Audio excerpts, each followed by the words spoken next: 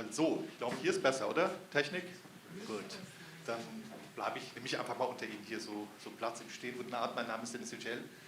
Ich darf Sie herzlich begrüßen im Namen des PEN Berlin, der Taz-Panther-Stiftung und des Verlages HarperCollins Deutschland zu dieser Veranstaltung README.txt mit Chelsea Manning hier in der Taz-Kantine. Es wird heute Abend natürlich um Chelsea Manning gehen, aber es ist natürlich auch eine Buchvorstellung dieses Buches nämlich. Schon ob ich das jetzt hinkriege mit Mikrofon und Buch. Es liegt auch vorne aus und als Aron Boks, eine der beiden Moderatorinnen des Abends, ans Board des PEN Berlin, also an den Vorstand herantrat und sagte, hey, wie wäre es denn, wenn wir eine Veranstaltung mit Chelsea Manning in Berlin machen, haben wir keine Sekunde gezögert, anders als ich jetzt in diesem Moment, obwohl wir eigentlich als Vereinigung von Autorinnen und Autoren obwohl wir eine Autorenvereinigung sind, ein bisschen natürlich auch gerade weil wir eine Autorenvereinigung sind, machen wir normalerweise keine Buchvorstellungen. Aber in diesem Fall dachten wir, das ist was anderes, weil das ist bei allem Respekt für die Kolleginnen und Kollegen, aber dieses Buch ist kein gewöhnliches Buch und Chelsea Manning ist keine gewöhnliche Autorin und deswegen haben wir keine Sekunde gezögert, diese Veranstaltung hier zu realisieren. Denn Chelsea Manning hat, Sie wissen es, Chelsea Manning hat Weltgeschichte geschrieben. Mit den Informationen über die Kriegsverbrechen der USA im Irak und Afghanistan hat sie Weltgeschichte geschrieben. Sie hat einen Preis dafür bezahlt und ich glaube, deswegen sind Sie alle heute Abend auch hier. Denn Ihr Buch und auch Ihre Geschichte zeigen, dass nicht nur in Diktaturen und autoritären Regimen, dass nicht nur in Ländern wie Russland und China und Iran und der Türkei, Sie kennen sie alle, dass nicht nur dort dass diese Regierungen und solche Länder die Kontrolle einer demokratischen Öffentlichkeit benötigen, sondern auch Länder, die demokratisch verfasst sind. Und Ihre Geschichte zeigt darüber hinaus auch, aber vielleicht ähnlich wie die Geschichte von Julian Assange, dessen Plattform WikiLeaks bei der Veröffentlichung von Chelsea Mannings Informationen eine wichtige Rolle gespielt hat. Ihre Geschichte, wie die von Julian Assange zeigt, dass es auch im Westen, in demokratischen, in rechtsstaatlich verfassten Ländern, es nicht immer zugeht, wie es im Lehrbuch steht, dass nämlich die regierenden, politisch Verantwortlichen oder auch einzelne Angehörige des Apparates, des Staatsapparates Verbrechen sogar begehen können, aber in dem Moment, wo etwas auffliegt, an die Öffentlichkeit kommt, dann zeigen sich die politischen zerknirscht und es gibt Konsequenzen, zumindest gibt es eine öffentliche Zerknirschung, sondern es kann sogar auch hier passieren, auch in der westlichen Welt passieren, dass diejenigen, die Missstände aufgedeckt haben, verfolgt werden, bestraft werden und dafür ist Chelseas Geschichte ja ein sehr erschreckendes und zugleich auch ein, wie ich finde, bewundernswertes Beispiel von ihrer Perspektive aus.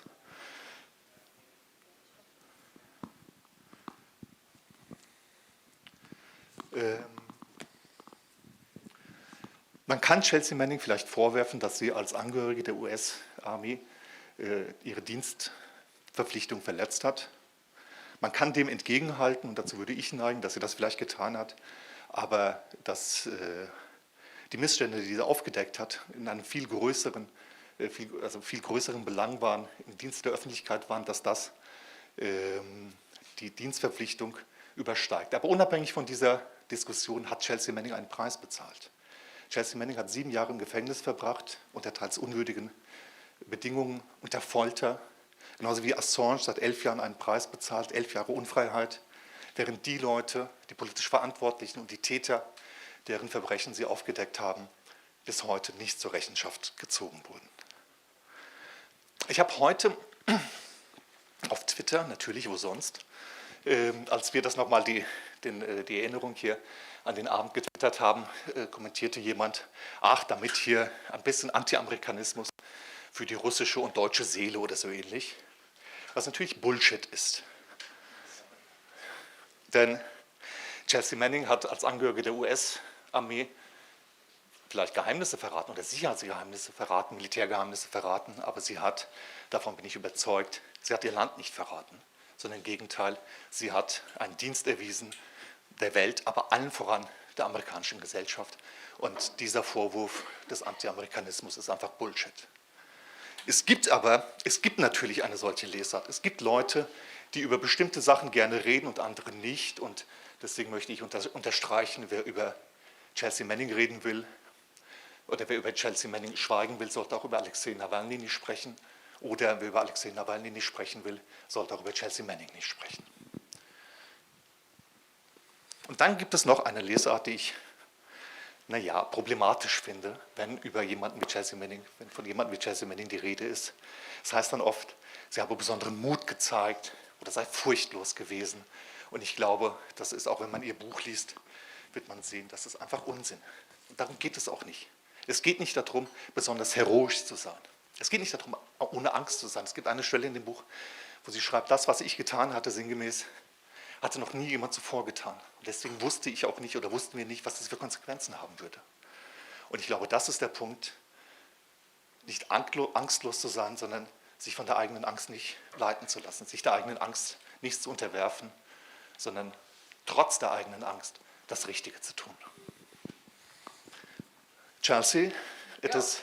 No, it's not, just a second, it's not my job to welcome you tonight, but let me say in the name of Penn Berlin, in the name of the Taz Panther Foundation and in the name of HarperCollins Germany, it is really an honor to have you here tonight. But my job is to introduce the presentators of the evening. It is Aron Boks, der die Idee hatte zu dieser Veranstaltung und der sie ganz maßgeblich organisiert hat, Schriftsteller, Poetry Slammer, Autor bei Futur 2 und Ruth Fuentes, Journalistin, Volontärin der Panther Stiftung und ebenfalls Autorin bei Futur 2. Herzlichen Dank und viel Vergnügen heute Abend.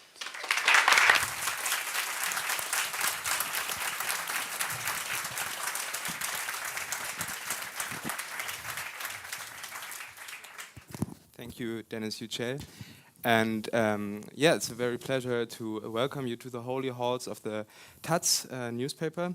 You're the lucky ones who didn't think that it was a Zoom event, so it's a very congratulations that you're here. We received a lot of emails that said, "Oh yeah, but I can see Chelsea Manning on the screen on my home, but then you're not here." But so maybe they thought it was Zoom. They thought it was Zoom. They thought it's like a public viewing we do here, and just wanted to talk with. And they wanted to see us. No, but we are very, very pleased and very honored to have our most special guest in this year here in this room, and welcome Chelsea Manning.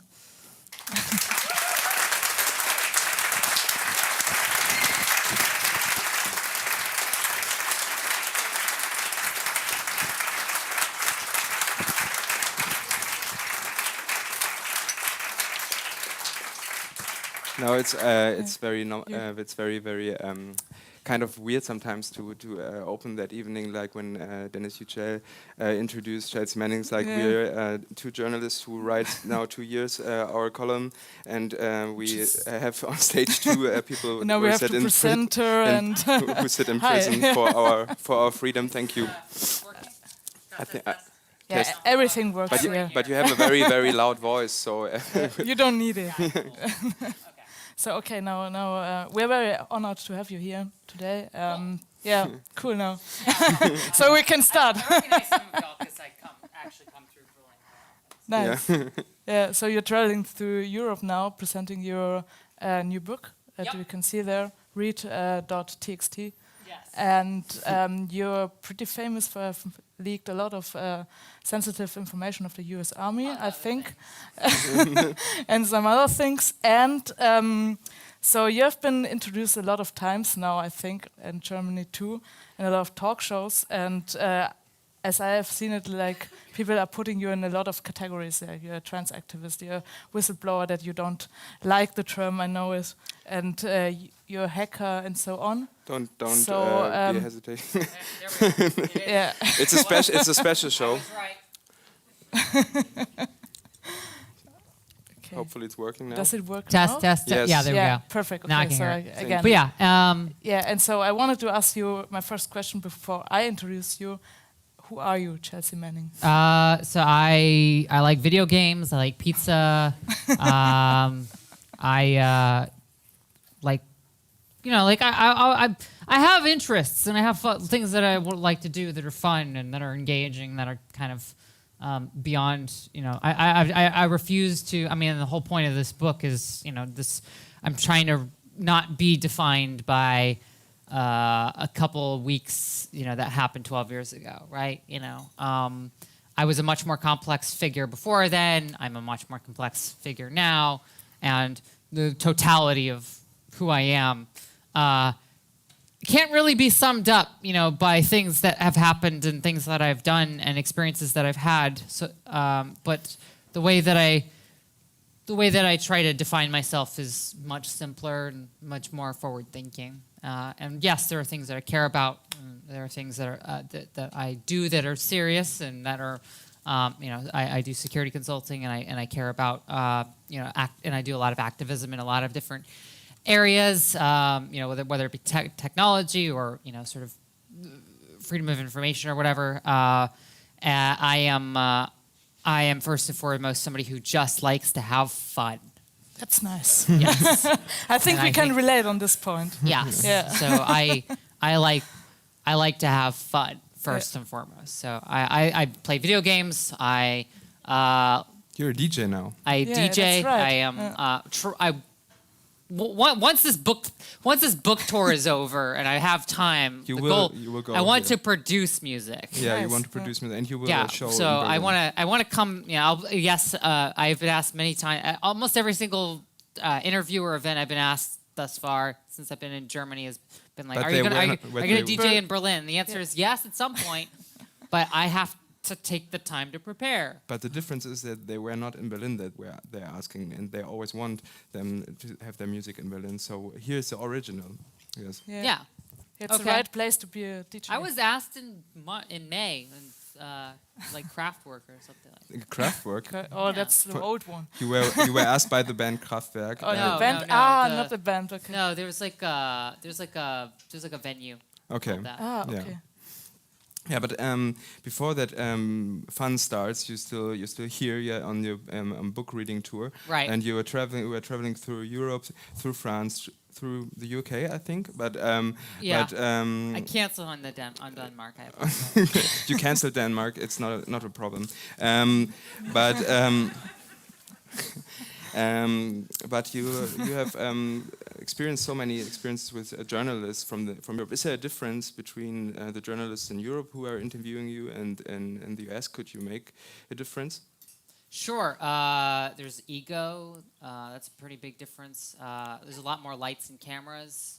There's a lot more scriptedness in terms of like how journalists Where in operate. Germany or in? Oh, in US? the States. Okay. Okay. Yeah, like in the U.S., it's a much bigger affair. They delve less into like, and there's less surprises. Like I know going into an interview with a large American journalist, like these are the questions that are going to be asked. These are the answers that are going to be given. It's all about sort of presentation and style. Okay. So you know already what you're going to answer. Yeah. Whereas, like, whenever a German television host or journalist asks me questions, I have no idea what's coming. That's hard. Yeah. Or is it better? No. I like the. You know, I think that I enjoy being, you know, the sort of. It is funny how the same questions come up anyway, but Yeah. Maybe today is different. but, Maybe you know, we will I have- Be anything never know. today. There's always that one question that somebody just throws out there. Okay, but we have to start maybe at the first, where you have to act surprised at least. Yeah. So the people who came there saying, "Oh my God, she's so open." Well, you're catching me at the very tail end of this tour, so Yeah.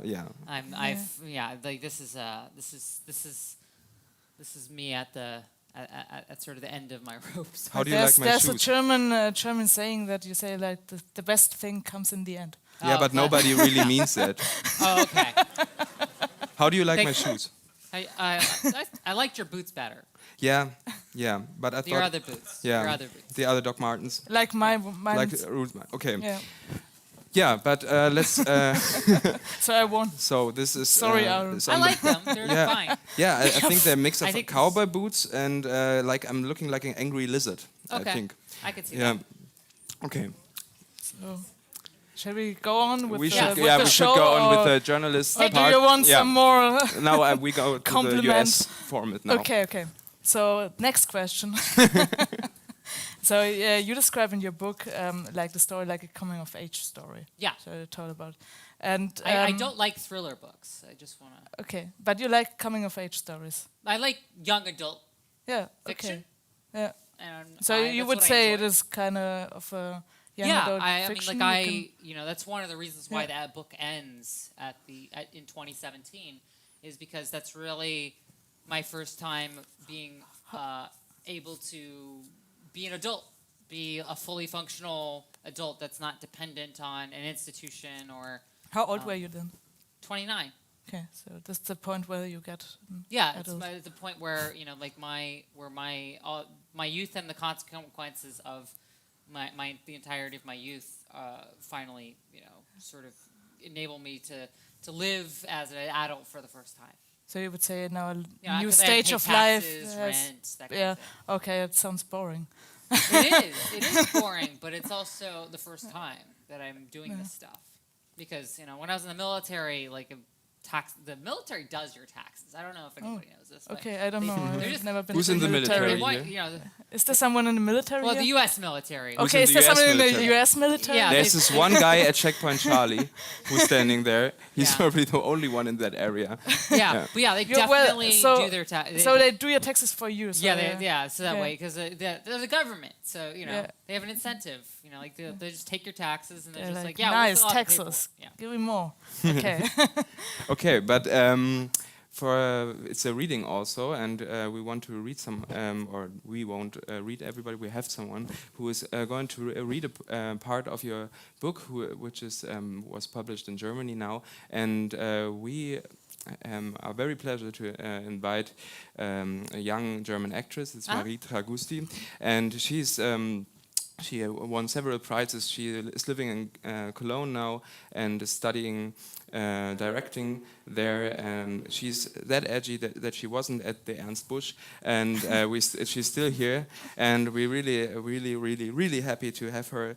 Please applause for Marie Tragousti.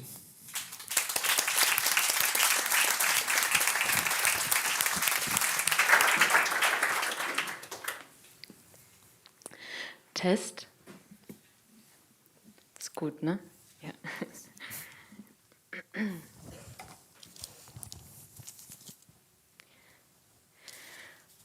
Barnes & Noble, Maryland, 8. Februar 2010. Das kostenlose Internet in der Filiale der Buchhandelskette Barnes & Noble ist ziemlich langsam. Insbesondere wenn man ein verschlüsseltes Netzwerk nutzt, mit einem ständigen Wechsel zwischen Netzknoten auf der ganzen Welt, um den eigenen Standort zu verschleiern und seine Anonymität sicherzustellen. Aber damit musste ich klarkommen.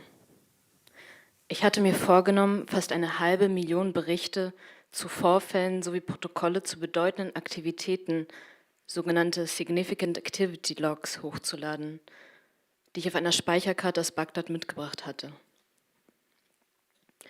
Es waren sämtliche Berichte, die die US-Army über Vorfälle im Irak und im Afghanistan archiviert hatte, zu jedem Ereignis, das ein Soldat für wichtig genug erachtet hatte, um es aufzuzeichnen und zu melden. Es waren Schilderungen zu Kampfhandlungen mit feindlichen Streitkräften oder zu Sprengstoffexplosionen. Sie enthielten Todeszahlen und Koordinaten sowie nüchterne Kurzdarstellungen zu unübersichtlichen, gewalttätigen Auseinandersetzungen. Zusammen ergaben sie ein pointillistisches Bild von endlosen Kriegen. Der Balken der Anzeige fürs Hochladen wuchs nur langsam. Aber dies war meine einzige Möglichkeit, denn über den Mitte-Atlantik-Staaten tobte ein Schneesturm. Teilweise war der Strom ausgefallen und ich hatte ein Ticket für einen Flug in 12 Stunden. Die Dokumente hatte ich in meiner Kamera nach Amerika eingeschmuggelt, als Daten auf der SD-Karte. Bei der Zollabwicklung der Navy waren sie glatt durchgegangen. Um sie außer Landes zu bringen, hatte ich sie zunächst auf DVD-RVs gebrannt, beschriftet mit Titeln wie Taylor Swift, Katy Perry, Lady Gaga oder Mannings Mix. Niemand hatte sich um sie gekümmert. Nachdem ich ihren Inhalt auf die Speicherkarte überspielt hatte, zertrümmerte ich mit meinen Stiefeln die DVDs auf dem Kies vor den Wohncontainern und verbrannte die Bruchstücke mit dem übrigen Müll in unserer Feuertonne. Auf einem Stuhl im Café der Buchhandlung sitzend, trank ich einen dreifachen Espresso und kam allmählich runter, hörte elektronische Musik, Massive Attack und The Prodigy, während ich das weitere Hochladen abwartete. Die 7 Datenblöcke brauchten jeweils zwischen 30 Minuten und einer Stunde. Wegen einer Zeitüberschreitung aufgrund des langsamen Internets musste ich mehrfach von vorn beginnen. Ich machte mir Sorgen, ob ich das gesamte Datenvolumen bis 22 Uhr noch verschickt bekäme, bevor Barnes & Noble schließen würde. Falls nicht, dachte ich, dann eben nicht. Dann wäre es vorbei. Dann hätte es nicht sein sollen. Ich würde die Speicherkarte in die Mülltonne werfen und es kein zweites Mal versuchen. Aber am Ende erfüllte das WLAN seine Aufgabe. Um 21:30 Uhr war die letzte Datei hochgeladen. Es war kein Augenblick der Begeisterung. Ich war todmüde und musste am nächsten Tag um 4:30 Uhr zum Flughafen fahren, zum Antritt einer mehrtägigen Reise, die zurück in den Irak führte. Ich verließ die Buchhandlung. Weil mein Gepäck schon im Mietwagen auf dem Parkplatz verstaut war, legte ich mich einfach auf dem Rücksitz schlafen, trotz der Eiskälte. Ich gab das Auto zurück und stieg in die Metro, die mich in den seltsam menschenleeren Stunden vor Morgengrauen zum Washingtoner Ronald Reagan Airport brachte. Ich überlegte mir nicht, welcher Gefahr ich mich aussetzte. Ich versuchte nur, jeden Tag zu überleben. Innerlich Distanz wahren konnte ich gut. Ich kämpfte mit meiner Geschlechtsidentität und arbeitete in einer Armee, in der es Leuten wie mir offiziell verboten war, sich im Dienst offen zu sich selbst zu bekennen.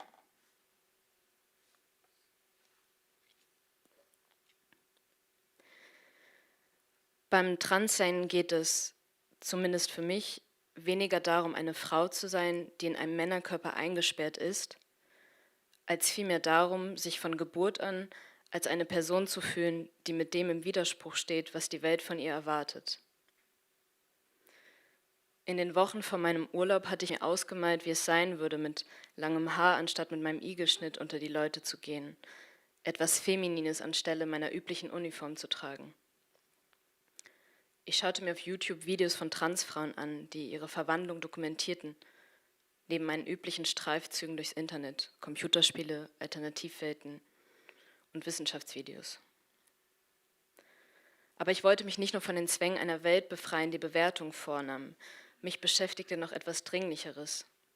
Deswegen setze ich mich mit meinem Laptop in die Filiale von Barnes & Noble. Die Dateien auf der Speicherkarte enthielten brisante Informationen über die Regierung und die Komplexität des Krieges. Sie im Internet hochzuladen, war nicht meine erste Wahl gewesen. Ich hatte zunächst versucht, sie über die traditionelleren Medien veröffentlichen zu lassen. Die Erfahrung war frustrierend gewesen. Ich misstraute dem Telefon und wollte das Material auch nicht per E-Mail verschicken. Vielleicht würde ich überwacht. Nicht einmal Münzfernsprecher waren richtig sicher. Ich ging in Filialen von großen Ketten, hauptsächlich Starbucks, und bat darum, ihr Festnetz zu benutzen, weil ich angeblich mein Mobiltelefon verloren oder eine Autopanne hatte.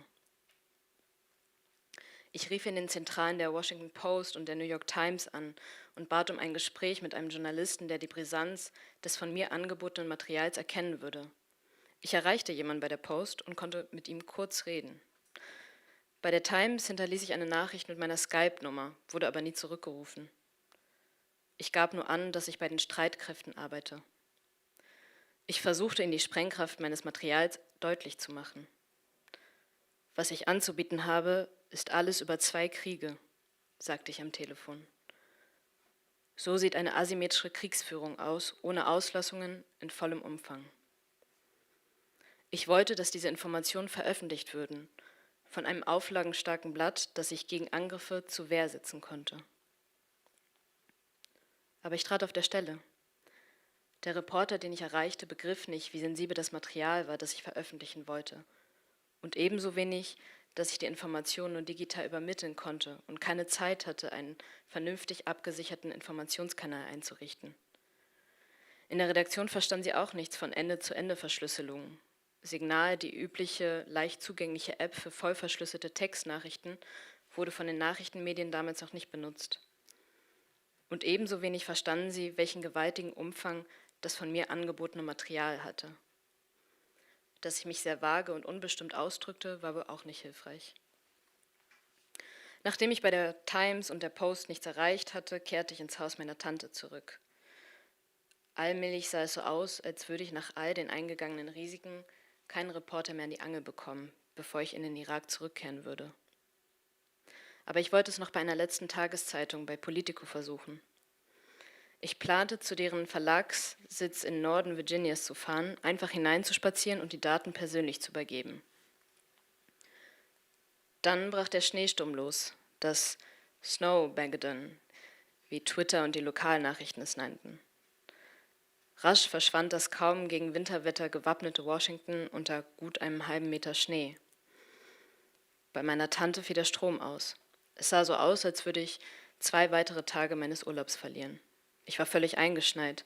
Die Internetverbindung brach zusammen. Bis sie wieder laufen würde, konnte ich nicht warten. Ich stand vor der Rückreise in den Irak. Und wenn ich mein Vorhaben bis zur Abreise nicht umgesetzt bekäme, würde ich es niemals umsetzen. Weil ich im Haus keine Schaufel fand, musste ich mich am Morgen meines letzten Urlaubstags mit bloßen Händen, wenn auch mit Handschuhen, durch die Schneemassen kämpfen. 2 Stunden marschierte ich bis ins Zentrum von Rockville und mietete bei dem Carsharing-Anbieter Zipcar ein Auto, blieb damit aber in einer riesigen Schneewehe stecken. Ich brauchte 2 weitere Stunden, um es erneut nur mit Händen wieder flott zu bekommen. Als ich es schließlich aus dem Schneeberg herausmanövriert hatte, suchte ich nach einem Geschäft, das trotz des Schneesturms geöffnet war, einem mit Internetzugang. Bis zu den Büros von Politico im nördlichen Virginia zu gelangen, war praktisch unmöglich. Bei diesen Straßenverhältnissen waren schon kurze Fahrten schwierig. Also setzte ich auf diese letzte Option. Im Jahr 2008, während meiner nachrichtendienstlichen Ausbildung, hatte unser Ausbilder, ein Veteran des Marine Corps mit Privatvertrag, über WikiLeaks als eine Webseite geredet, die sich radikale Transparenz auf die Fahnen schrieb und darauf hingewiesen, dass wir sie nicht besuchen sollten. Später sollte er das ganze Vorkommnis abstreiten. Ich teilte zwar das Anliegen von WikiLeaks, sich für Transparenz einzusetzen, war aber der Meinung, dass die Reichweite dieser Seite für die Zwecke, die ich verfolgen wollte, zu begrenzt war. Den meisten Menschen war die Plattform WikiLeaks damals noch kein Begriff. Ich befürchtete, die Informationen, die sie veröffentlichte, würden nicht ernst genommen. Da ich bei den traditionellen Printmedien aber gescheitert war, sah ich in WikiLeaks nun meine einzige Möglichkeit. Die Veröffentlichung dieser Informationen sollte ja einzig darauf abzielen, die Amerikaner auf das aufmerksam zu machen, was wir im Irak und in Afghanistan anrichteten. In einem Post an einen der Chatrooms, für den ich angemeldet war, teilte ich mit, dass ich Informationen über die wahren Kosten der Kriege im Irak und Afghanistan besäße und dass sie mit der Weltöffentlichkeit geteilt werden müssten. Als Antwort postete jemand einen Link zu WikiLeaks Upload-Formular im Netz. Diese Webseite war meine letzte Chance, die Daten zu veröffentlichen. Aber mit nur noch einem halben Tag Urlaub hieß das jetzt oder nie. Ich fühlte mich völlig allein, war aber optimistisch, dass es zum Nutzen der Gesellschaft sei, sofern die Informationen nur die verdiente Aufmerksamkeit bekämen. Ich versuchte es bei einigen Starbucks-Cafés in der Gegend, hatte aber kein Glück. Am Ende, gegen 14 Uhr, fuhr ich bei Barnes und Noble vorbei, weil ich wusste, dass die Filialen kostenloses WLAN anboten. Ich setzte mich hin, zog meinen Laptop heraus und öffnete einen anonymen Browser. Aufgrund dessen, was mir passiert ist, weiß inzwischen jeder, dass die Regierung einen zu vernichten versucht, jeden erdenklichen Vorwurf für eine Anklage zusammenzimmert, wenn man die Wahrheit über ihre Handlungsweisen ans Licht bringt. Als Nuts and Sluts werden Whistleblowerinnen in den Kreisen der Mächtigen gerne dargestellt, als durchgedreht, besoffen und irgendwie abartig. Doch was ich damals tat, hatte zuvor noch niemand getan, sodass auch niemand die Konsequenzen kannte. Daniel Ellsberg, der während des Vietnamkrieges die Pentagon Papers veröffentlicht hatte, blieb eine Haftstrafe erspart, weil das Weiße Haus unter Nixon illegal Beweismittel gegen ihn beschafft hatte. mit einem angeordneten Einbruch in die Praxis eines Psychiaters, um nach diskreditierendem Material zu suchen. Ins Gefängnis war deswegen noch niemand gekommen. Elsbeck war mir damals noch kein Begriff, aber ich hatte von Thomas Drake gehört, einem Whistleblower bei der NSA, der unter Anklage nach dem Espionage Act stand. Ihm drohten 35 Jahre Haft, aber kurz vor Verfahrensbeginn schloss er einen Deal und kam mit einer Bewährungsstrafe und gemeinnütziger Arbeit davon. Natürlich machte ich mir Gedanken über mögliche Konsequenzen. Bei einer Entdeckung würde ich in Untersuchungshaft kommen. Aber ich rechnete damit, dass ich höchstens aus dem Dienst entlassen oder meine Sicherheitsfreigabe verlieren würde. Meine Arbeit war mir wichtig. Meinen Job zu verlieren war eine erschreckende Aussicht. Vor Eintritt in die Army war ich obdachlos gewesen. Aber ich dachte, wenn ich vor ein Kriegsgericht käme, würde damit nur die Glaubwürdigkeit der Regierung erschüttert. Zu keinem Zeitpunkt rechnete ich damit, mein ganzes Leben im Gefängnis zu verbringen oder mit Schlimmerem.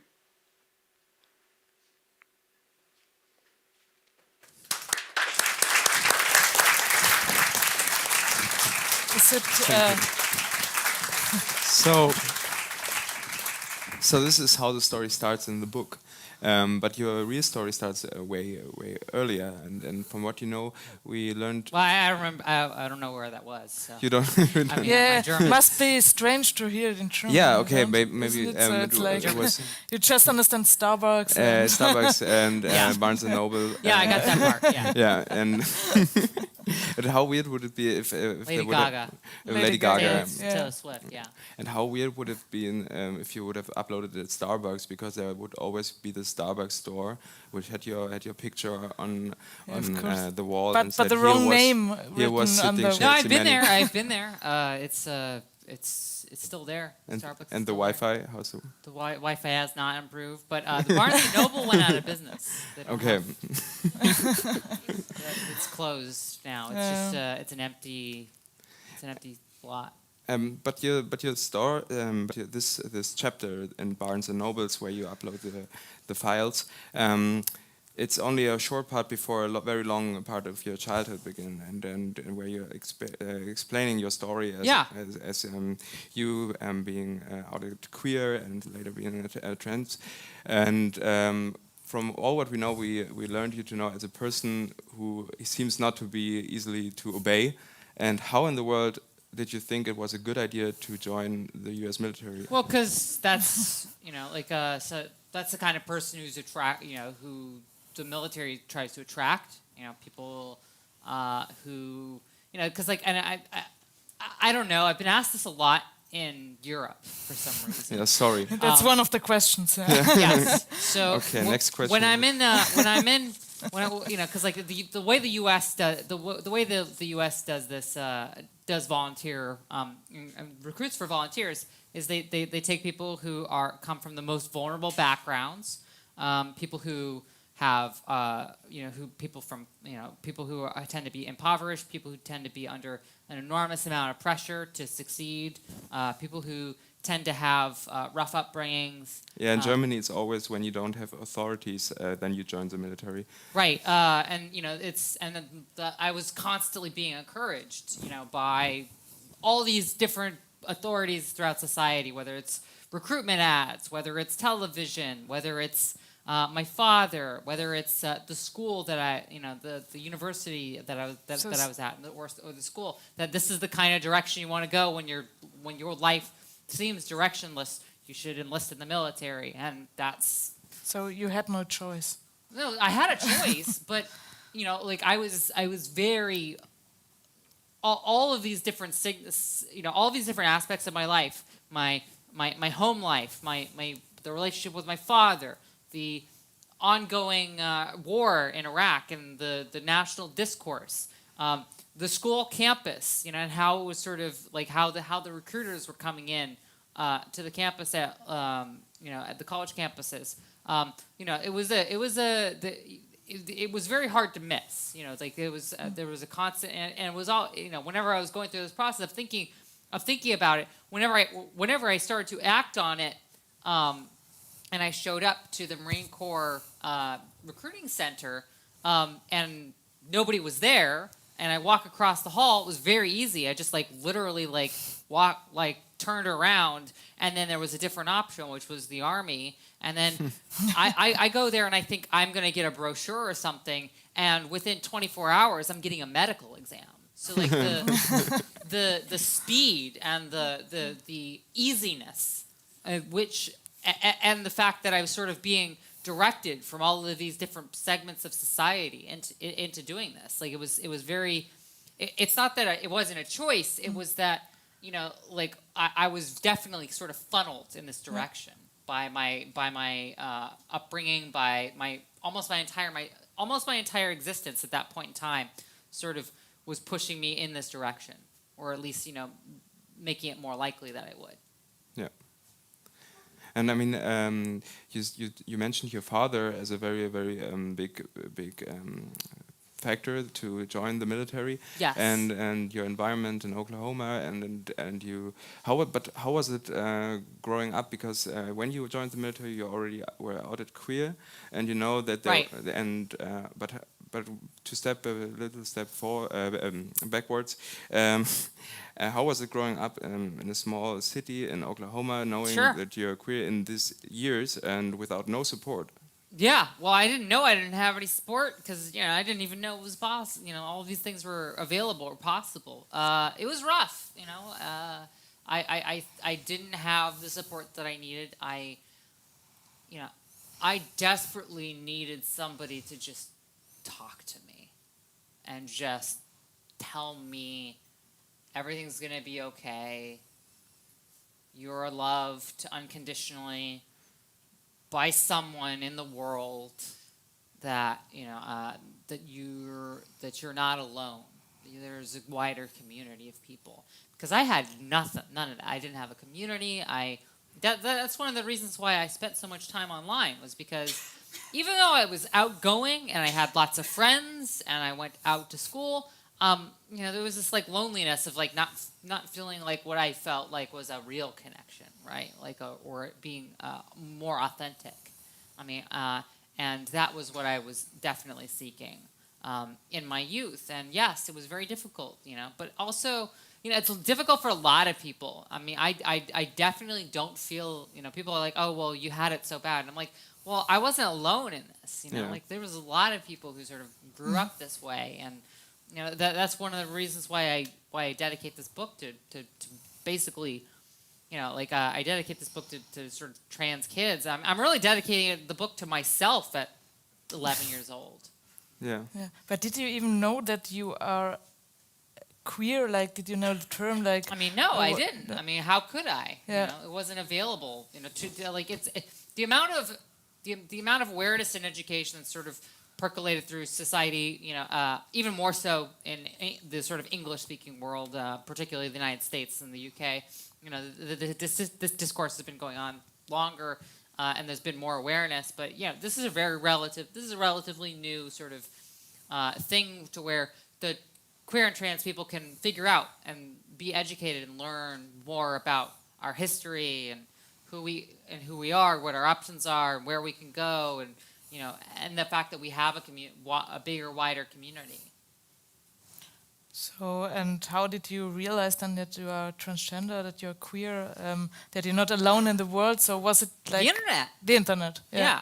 You know, I went online. That was where the only exposure that I had to the fact that trans people existed at all as a younger person, even as a teenager, was as the stereotypical victim, the like prostitute victim on a Law and Order episode. Like that was you know, some nameless person, and I didn't relate with that at all.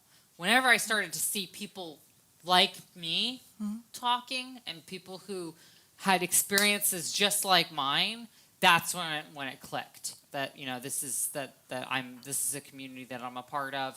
This is a community that I can depend on. Even if not in person, then at least I know there's somebody out there. When was the first time that you met 2009, 2000, yeah. Oh, okay. So around about 5 or 6 months before my deploy to Iraq. Yeah, and you were still in the military with that rules that we heard about in Right. the book. You didn't hear it because it was in German, but it was great. And but they talked about the don't ask, don't tell rule. It was we know about that where you weren't allowed to be yourself. Still, you felt a strong connection to the military, and Sure, absolutely. and you had and then you went to that Barnes and Nobles store and. You had these misleading titles with you, with these CDs with Katy Perry, Lady Gaga. By the way, what titles would have been leading? Like, what titles would have busted you? When the military sees the CDs and says, "Oh, that's bad." Like, what? Or I want to hear this. Yeah. An unlabeled CD. Like, or Lee Greenwood or something like this. Like, No, it would have been something that was just completely unlabeled. Yeah. Okay. That would have been suspicious.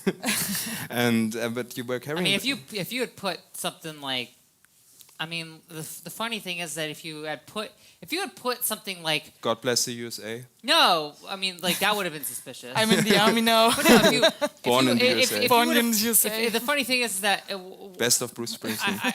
I think it's funny because if it was such an environment where if you like put like I'm stealing everything from this office, nobody would take it seriously, It's a punk band. right? So the labels didn't really matter, but I think not having one would have been.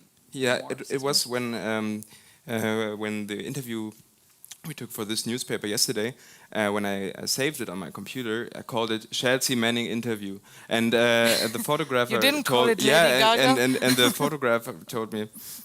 Don't you think it's a little, after all you hear, it's a little suspicious what you're doing? Like, oh yeah, I have the password for all my bank accounts the same, and for all the accounts I have. Like, Nice that you tell I- it now to everyone. Everyone, on the I like. internet. But back to Do the you want question. to tell Yeah. us what password? No, back to the question. From a German left-winged paper like this here, and every other paper maybe in Germany, because it's a European perspective. We read about this person who goes to the store, who has these misleading titles, and with all those documents who are informing the world or are going to inform the world, or maybe only Sure. a few person. You didn't know how many people you will reach with that crimes. I didn't know it would reach anybody at all. Yeah. I mean, like, like that's the truth. Like I certainly, and at this point I had my doubts. Like why I'm having such difficulty. I can't seem to get this to work. People act like that. People act like now in retrospect, this was a big deal. But like I didn't know how big. I didn't know how seriously people were going to take this. I didn't know if it was going to go anywhere at all. I mean, but what we saw in that videos there, it was really serious, and it reached the world, and you still didn't want to harm the military. Sure. You even wanted to stay in the military.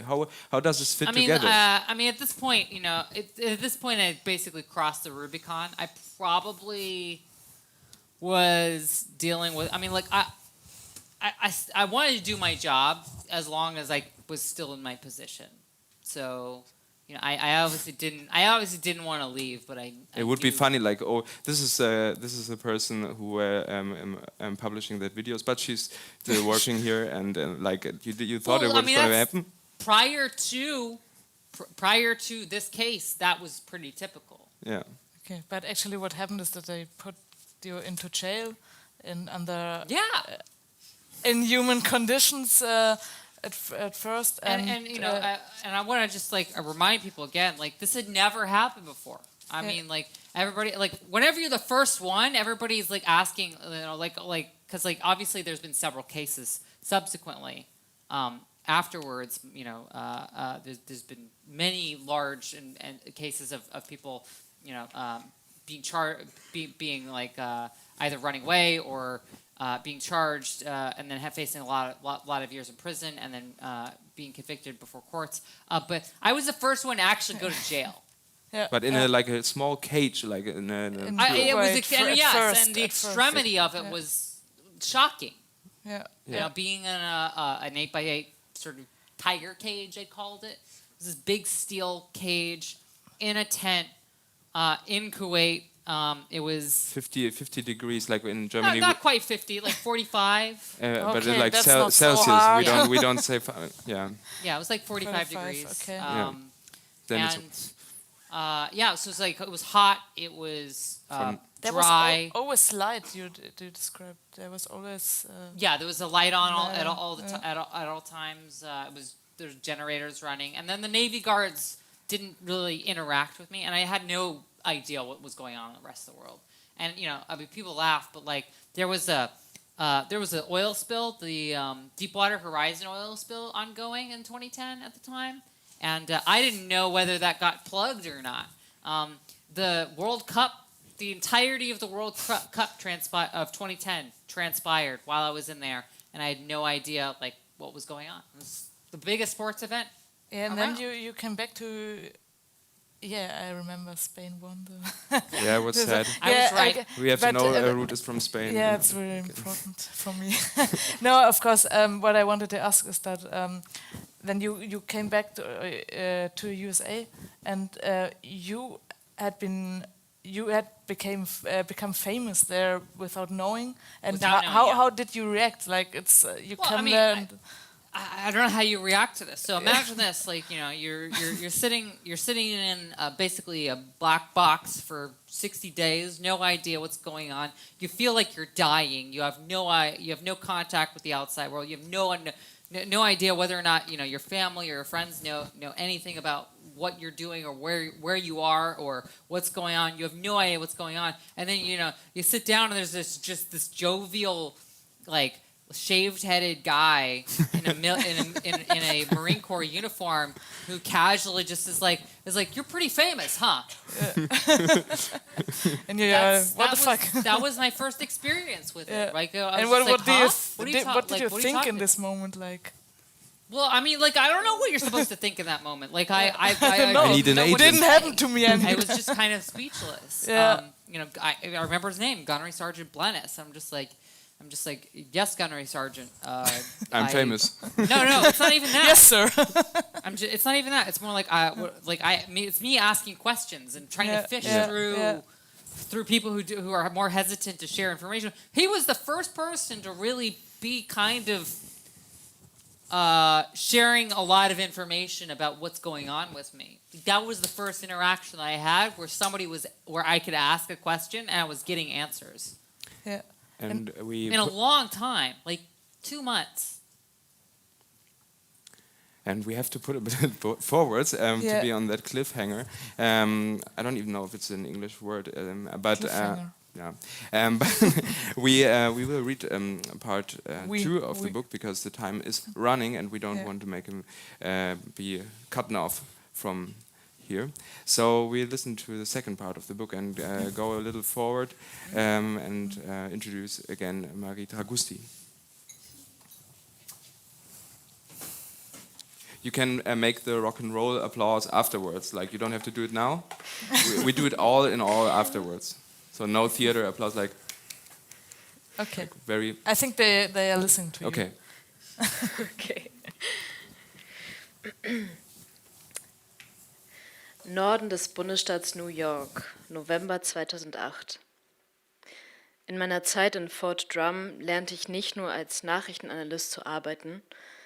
Allmählich wurde mir auch bewusst, welches Leben ich als schwule Person führen wollte. An dem Abend, als Barack Obama als Sieger der Präsidentschaftswahl feststand, saß ich allein in meinem Zimmer in Fort Drum auf dem obersten Bett und starrte an die Decke. Mein Telefon lag neben mir. Sobald ich erfahren hatte, dass Obama gewählt worden war, warf ich es zur Seite und interessierte mich nicht mehr für die Feiern auf den Straßen und die hochtrabenden Analysen in den Nachrichten. Sie wirkten überflüssig, wie die Bestätigung eines Ereignisses, von dem ohnehin jeder gewusst hatte, dass es eintreten würde. Erschöpft vom Tag schaltete ich ab. Für viele in meinem Alter war dieser November ein hoffnungsvoller, geschichtsträchtiger Augenblick, wie sie ihn noch nie erlebt hatten. Nach den beiden Amtszeiten von George W. Bush glaubten sie an die Ideen von Hope und Change, die Schlagworte von Obamas Kampagne. Ich nicht. Ich war losgelöst von der amerikanischen Politik und sah mich selbst als ein Rädchen in einem bürokratischen Getriebe, in einem System, das mehr oder weniger gleich bleiben würde, egal wer im Oval Office saß. Obama war einfach ein weiterer Präsident, ein gewissenhafter Jurist, der sich bei allen seinen Entscheidungen auf Memoranden und korrekte Abläufe stützte. Aus praktischer und militärischer Perspektive unterschied er sich gar nicht so sehr von seinem Gegner Senator John McCain, dem ranghöchsten Republikaner im Streitkräfteausschuss des Senats. Bing, bing, bing, bing, bing. Während ich in den Schlaf glitt, gingen ständig weiter Textnachrichten ein, wie aus dem Nichts und alle fast gleichzeitig. Was konnte es jetzt schon noch geben, wo die Wahl gelaufen war? Ich drehte mich um und griff nach dem Telefon. Als ich die Nachrichten sah, stieg in mir schlagartig Übelkeit hoch. Wie benebelt sprang ich aus meiner Koje und wankte keuchend und würgend zur Toilette. Proposition 8, der Volksentscheid in Kalifornien zu einem Gesetzesvorhaben, das die Ehe ausschließlich als eine Verbindung zwischen Mann und Frau definierte, war mit einer knappen, aber entscheidenden Mehrheit angenommen worden. Ich konnte gar nicht sagen, wie erschüttert ich war. Meine Weltsicht stürzte in sich zusammen. Mein ganzes Leben war mir gesagt worden, dass sich die Dinge stetig verbessern würden, sichergestellt durch ein System, in dem sich die Machtorgane gegenseitig kontrollierten und mit einer liberalen Gesellschaft, die sich im langsamen, aber stetigen Fortschritt auf demokratische Teilhabe zubewege. Diese Vorstellung bestimmte alle philosophischen Werke, die ich gelesen und alles, was ich in der Schule gelernt hatte. Proposition 8 war nicht nur eine Absage an dieses Versprechen oder die Vision unseres Systems oder auch nur eine nationale Tragödie. Es war eine persönliche Kampfansage an mich als Mensch und an Millionen andere queere Menschen. Der Schrecken dieses Augenblicks war für mich körperlich spürbar. In meinem Kopf hämmerte es, meine Beine wurden schwach. Ich starrte auf den schmutzigen Linoleumboden und die weiße Toilettenschüssel, über die ich mich weinend gebeugt hatte. Ich raffte mich auf und schleppte mich zur Kasernendusche, zu zittrig, um aufrecht zu gehen. Mein Körper reagierte, als hätte er buchstäblich sein inneres Gerüst verloren. Ich saß auf dem Boden der Dusche und ließ 2 Stunden lang weinend Wasser über mich herablaufen. Mir war egal, ob mich jemand hörte. Ich wachte spät auf, mit immer noch rauer Kehle und geschwollenen Augen. Ich schaffte es kaum zum Morgenappell, wo alle über die Wahl redeten, während sie sich im Freien an diesem ungewöhnlich milden Novembertag streckten. Master Sergeant Atkins fragte mich, was ich denn über Obamas Wahlsieg denke. Einen Augenblick lang antwortete ich nicht. Bei der Arbeit möchte ich eigentlich nicht über Politik reden, sagte ich ausweichend. Er ließ mich in Ruhe. Politik ist beim Militär als Gesprächsthema tabu, per Vorschrift. Am liebsten hätte ich vor Kränkung und Empörung geheult, aber ich hätte mich oder was mich so wütend machte nicht erklären können, ohne mich offiziell dazu zu bekennen, schwul zu sein. Ich war allein in Fort Drum, aber alle meine Bekanntschaften außerhalb der Arbeit, alle, von denen ich Kommentare im Internet las, schienen meine Erschütterung über Proposition 8 zu teilen. Für viele in meinem Alter war dies ein entscheidender Moment, der uns vereinte. Er gab uns das Gefühl, gemeinsam in einer Schlacht zu stehen. Viele meiner Freundinnen glaubten, dass die Sache in Ordnung kommen, die Gerichte am Ende ein Machtwort sprechen würden. Ich glaubte nicht eine Sekunde daran und hatte auch nicht die Geduld, den Ausgang abzuwarten. Ich war zu wütend. Ich fühlte mich überrollt, wollte sofort auf die Barrikaden steigen. Dies war meine erste Ahnung, dass die Waage des moralischen Fortschritts im Universum nicht unbedingt zur Gerechtigkeit neigt und dass dieser Fortschritt vielmehr ständig und erbittert erkämpft werden muss. Unabhängig von meinem sich wandelnden Geschichtsverständnis wurde mir zum ersten Mal bewusst, dass die grundlegenden Versprechen der Gesellschaft, Freiheit und Gerechtigkeit für alle, so lange leere Worte bleiben würden, bis sie durch gelebte Werte und konkrete Taten erfüllt werden würden.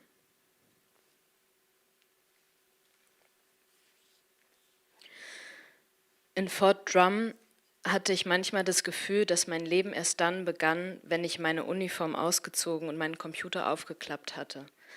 Am Schreibtisch bei der Arbeit fühlte ich mich wie ein Roboter. der vorgegebene Aufgaben erfüllt.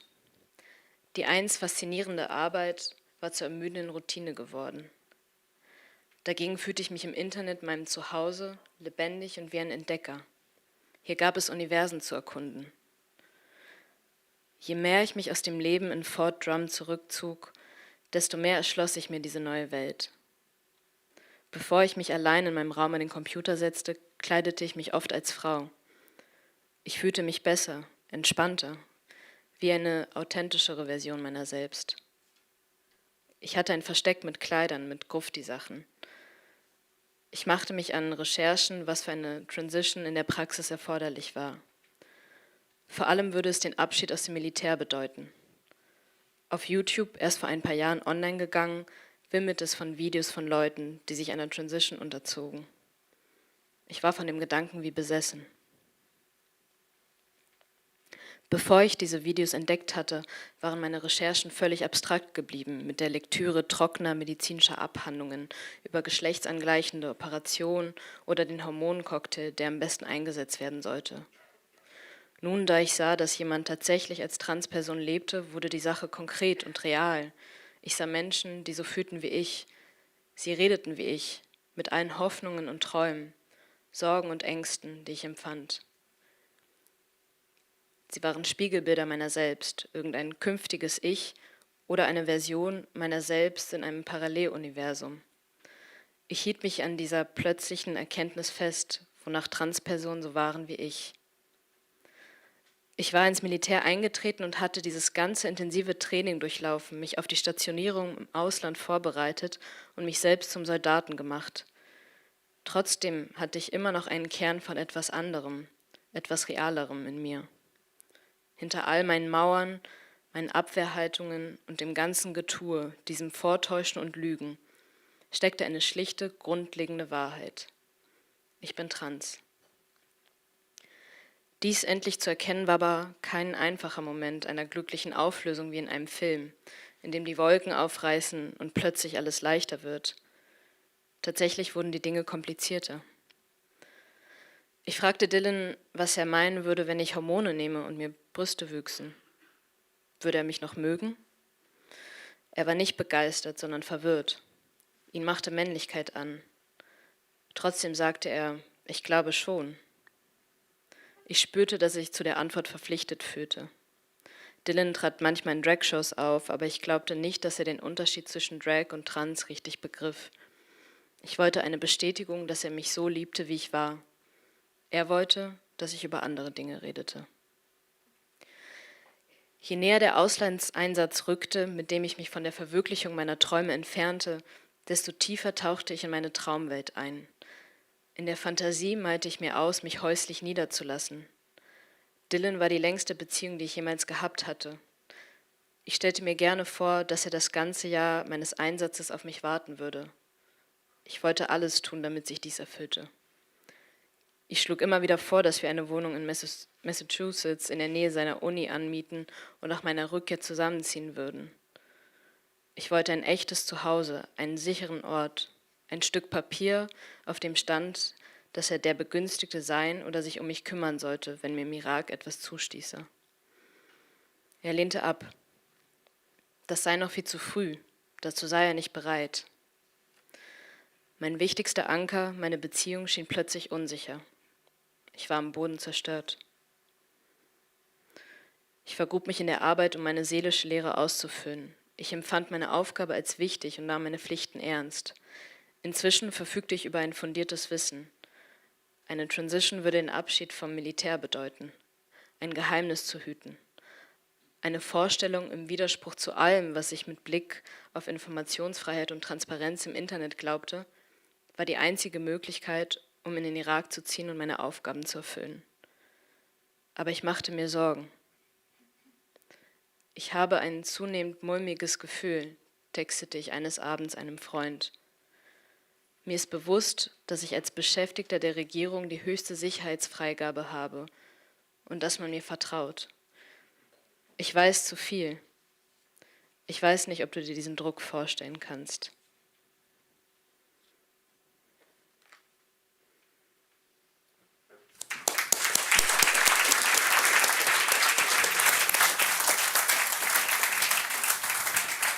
go.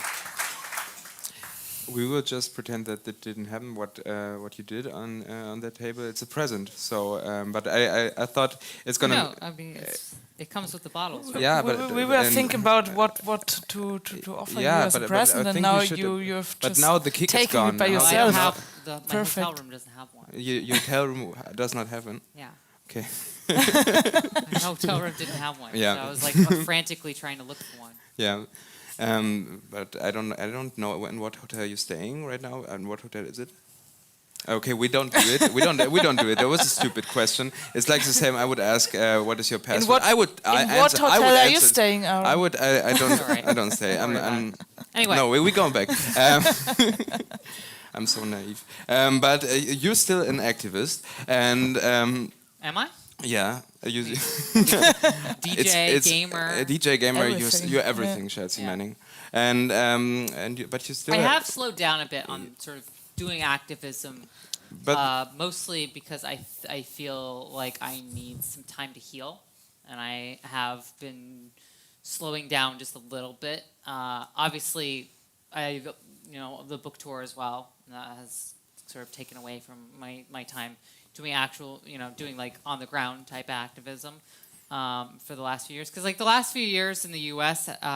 Have been very draining for people who are politically active and who are involved in more sort of the advocacy work or protest work or anything like that.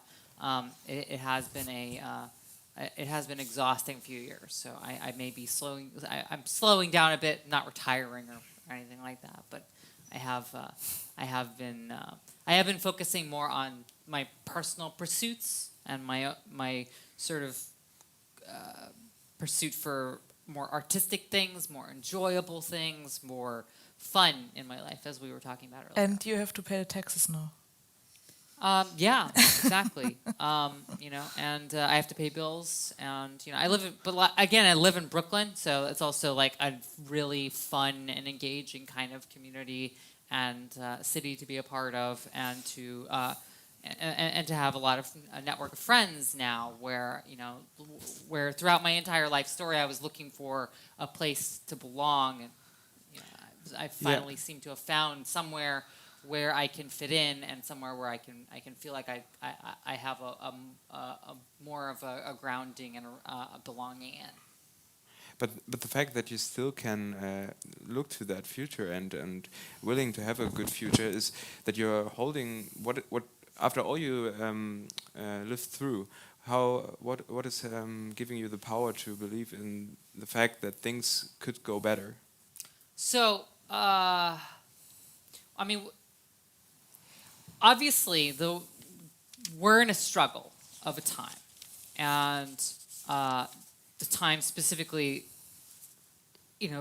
climate is the sort of climate crisis, the significant amount of in the future the significant pressure that's going to be caused by supply chain disruptions, the economy becoming increasingly unstable, mass migrations across the world,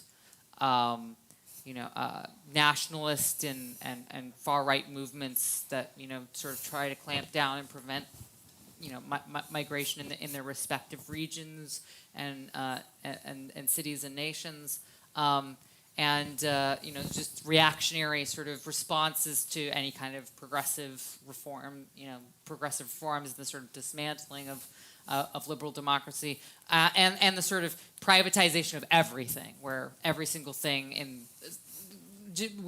where countries start to follow the U.S. model of just make everything private, make everything a commodity, make everything a corporation. It just as these kinds of problems and these things and the lack of solutions build up over time. I think that things are going to be more difficult for a lot of people, which is that is not an optimistic picture. But I think we can overcome these issues. Things are going to get worse, but I do think that they eventually will get better, because I do believe that the human condition is one of wanting to survive, of wanting to have empathy for one another. I think that just because the bad actors of the world sometimes win, that doesn't mean that that humanity as a whole loses. But one thing that was, these boots are way too tight. It's like It's not about your boots. It's like now, it's Aaron. like yeah, but oh god, it's hard. But one will that pushed you through that time was during prison, that you had to have that will probably to survive somehow, and you had that you. I have there are two things. One is simple and straightforward, and it's something that I still do to this day, which is the realization that I only have control over what I have control over. I can't control the past. I can't control big institutions or worry about the decision about what other people do. I can control what is immediately in front of me and the decisions that I make at any given moment, and how I respond to things that are happening to me. So I think about whenever I was in prison and whenever I was in solitary confinement in particular, it was about what's going to happen over the next 6 hours. How do I get through to the next chow? How do I get the dinner, breakfast, sleep? All of these sort of very basic, essential things that are immediately in front of me. That's how you still go to do it Europe. do it one step at a time. Second thing is I just have this weird, insatiable curiosity where I'm just like, where is this going? Where like how does this how much weirder and how much more complex and how much more absurd is this reality gonna get? Yeah. It's like reality TV. It's like reality TV. Yeah, there's It's like that tour, there's a maybe. little bit of that. Yeah. It's like that tour, maybe a little bit. Yeah. So through Europe. When you were in military jail, you became the first person to get hormone therapy. Well, in prison, Ever. in military prison. Military prison, okay, yeah. In the U.S. So In the U.S., okay, Yeah, it's, so it's and- getting and- closer to yeah, in the U.S. military prison in Kansas in 2000 and right. So so it was something I needed, something that I needed, and that the legal system had already determined needed to be provided for trans inmates back in the 90s. So we had the American Civil Liberties Union, which is basically a lawyer advocacy organization in the U.S. Represent me and argue this, and the military, resisted, but they conceded before we actually, got a court involved. and did you feel as an activist back then? No, I mean I viewed it as this is something that I need to survive. Yeah, it was and personal.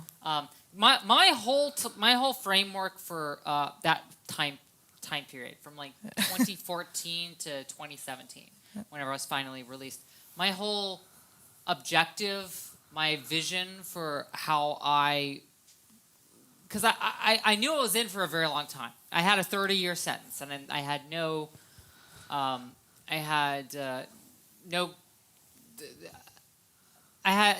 would have stayed there. Being released was kind of I understood was an unlikely thing. Yeah. Yeah, you thought you would be there for Right. 35 Like years. almost 60, you would have been. Yeah, so hopefully there's a parole thing. So I was like maybe 40. Maybe I can pull 48. Nice. The way I was calculating it, but yeah, I was under. I believed I was going to be in there for a long time. So it was about quality of life.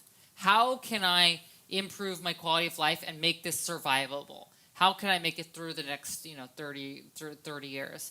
And that was something that was absolutely essential for me to do that. Yeah. And you had that. And what is very astonishing is that your inmates they were really understanding for your Sure. identity. And it's because when you listen, when you read it, you would think, oh, in this brutal military prison, they are very in this masculine environment. They would harm you, or they would don't understand. They don't want to support you. But it hasn't happened. What do you think? Why? It's actually really simple. I was in a prison where there were a lot of inmates who were there for a very long time. Years, decades. People were under no, they knew that they were going to be in for a while. So you kind of get this impression that this is my home. Like, I'm in prison. It's not ideal. It's not great. It's what I got. And you don't want drama in your home, right? You want as little drama as possible. Well, there are people that they actually want drama. You want people to get along. When you're in a confined space for a very long period of time, you have an interest for things to be as stable and calm as possible. In fact, I would argue that prisons that don't have interventions by prison staff consistently and constantly will run better and will run more. Because it was just them coming in. Like, they don't live there, so they just come in and break things and mess everything up and tell you what to do, and they're just rude, right? And this is how our lives were. So it was just these people coming in that didn't live here, just messing everything up and trying to intervene and do things. It was uninvited guests. So yeah, like, this is the sort of the antagonism that builds up between the inmate population who has an interest in making things as smooth and as calm and as there's obviously a couple knuckleheads here and there, but even then we could sort of deal with that. We could be diplomatic about it. We could be like, here's how it is. You're going to be here for a long time. It doesn't matter. It doesn't matter like who wins a basketball game. Like, who's going to care 3 years from now? You're in here for a long time. And again, it's people have this image, this like vision of how prisons are based off of television shows, right? Which is completely bunk. I've been to so many. I've been to civilian prisons. I've been to civilian jails. I've been to military jails. I've been into military prisons, and time again, I have to say this: corrections officers, the prison guards, were the most violent people I've ever encountered in my life. And that's the truth. These are people who in the U.S. prison system, especially, do not have any oversight. They have nobody's checking in on them. And then whenever they do something, the inmates get blamed.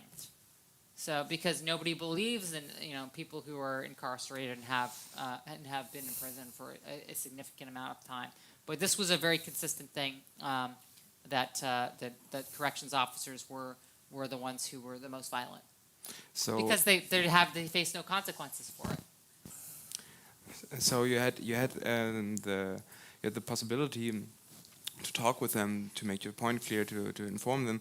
And do you think, or could you say that you felt more tolerance under that non-free world than in the free world afterwards? Yeah, I would say so. Or at least I knew where people stood more. I mean, not everybody was friendly. Some people have prejudices, but I knew who they were, and I knew where they stood. I don't know that out here. I don't know where people stand. I don't know if somebody's going to back me up or be my friend, or how firm it is. And this is actually true of people who are veterans. I know that I've gotten some treatment for complex PTSD now, and one of the parts of this one of the things that I've learned is that because I'm a combat veteran. Like, I've been to a war zone. I've been involved in indirectly in combat operations. People, I had colleagues of mine who were killed in action, and we obviously targeted and went after people who were captured or killed. And veterans, one of the things about combat veterans is that you get this sense, this connection that is very different. And I would argue that a very similar connection exists with prisoners, where you're in a very intense situation and you're in a very scary environment. And so the bonds between you and your sort of comrades, your colleagues, are much stronger. And you know they're going to back you up, and you know they're standing on your side. And I feel, and I don't have that same sense out here in civilian life as a quote unquote free person. But after all, and we thought about a long time. What the last question we wanted to. Well, we have two last questions, I think. I always have eye contact to her agent, and she told me like. Is she like, oh my god? Yeah, and I wanted to make it smooth. And yeah, now it's really smooth. We have the last question. Okay, then we have short and short one. Short question. Promise. 1 minute. Yeah, it's about information. So. You had like this. Go ahead. Important information. Yeah, no. Yeah, okay. So you had like this kind of information, and you wanted to spread on to the world. Like you wanted them to know what's happening actually in war. Like who decides who gets what information? What do you think? I think at the end of the day, information is going to be spread and shared. It is. Like I don't think that it's perhaps a more confusing view of the world that I have, which is one in which because I study information. One of the things that I've studied as a data scientist is information economics, and there's a sort of supply-demand relationship, and I feel like you can impute a kind of propensity for information that is valuable to be shared, and for people to sort of act almost on a Deleuzian sort of node network as actors to share that information, the more valuable that it is. And so I think that the world that we're experiencing is one where information is shared widely, and we share it, right? We are and there's a certain weight or category that almost a value that you can add to information that gets shared, and it doesn't necessarily mean that the information is accurate, right? Yeah, that's how people end up sharing misinformation and disinformation. It's about filtering also. It's about filtering from verified right, fake but news. Like what do you do? Because like what do you do in that situation? Because like you're the propensity of information to be shared across this network of people. And I this is getting really abstract, and this is more of a university talk already, where I'm talking about we're talking about rhizome networks and rhizomatic networks and in Germany we say node networks and information economics. But seriously, like I don't know how to make sure that the verification, and the validity and the accuracy of information, is dealt with in the same way, because there aren't the bottlenecks in the information networks that there were in the mass-mediated age. It used to be that television networks or media outlets could hold that information, but now it's a rhizomatic network. So it's an information network where the nodes are so undefined, and they're so kind of chaotic, and they're very difficult to map out, and yet this information likes to spread on them, and that's your social media networks, but it's not limited to that. And that was a very long-minute answer. That's very nice that you broke that rule. When from all what we heard about that you look in that optimistic way, that you're a data science, that you also you call yourself an optimistic realist or a realist optimist. Sure. But do you finally, after all that, feel able to be that person that you wanted to be? I'm working on it. That's nice. Okay. And seriously, like I'm figuring it out. I'm still figuring it out. Yes. So that's why the book ends in 2017, because it's just book 2, right? Yeah. Oh, nice. We will see you next year here. I think. Thank you, Chelsea Manning. Thank you. Thank you. buy that book. Thank you. Thank you.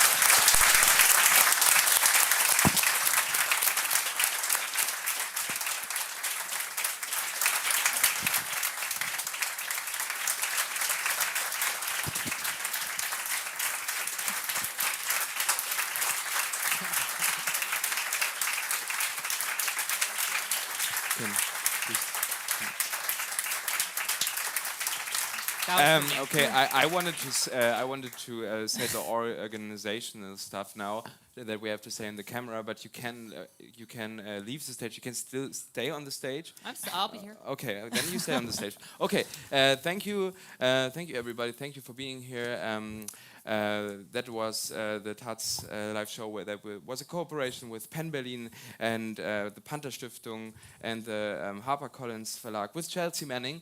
And the last words I wanted to say that it was really, really nice that you were here. And there was a very, very big event from Penn Berlin, which I'm gladly being a member of. And we make a congress. And it's called Der Trick ist Reden. Der Trick ist zu reden. On December 2nd im Festsaal Kreuzberg. Es ist ein wunderbares Programm. Ich wechsle kurz ins Deutsche. Es gibt ein wunderbares Programm dort. Man kann dem beiwohnen den ganzen Tag. Es spielt Muff Potter. Es wird richtig geil. Und deswegen kommt alle zahlreich. And now, please buy the book of Chelsea Manning and buy the Taz and read our column. And read our column and follow Chelsea Manning on Instagram. She's a fantastic DJ as well. And thank you. And now I have to stop talking because when I'm happy I talk till the night. Thank you. Thanks. Thank you, Chelsea. Thanks. Thank you. Thank you.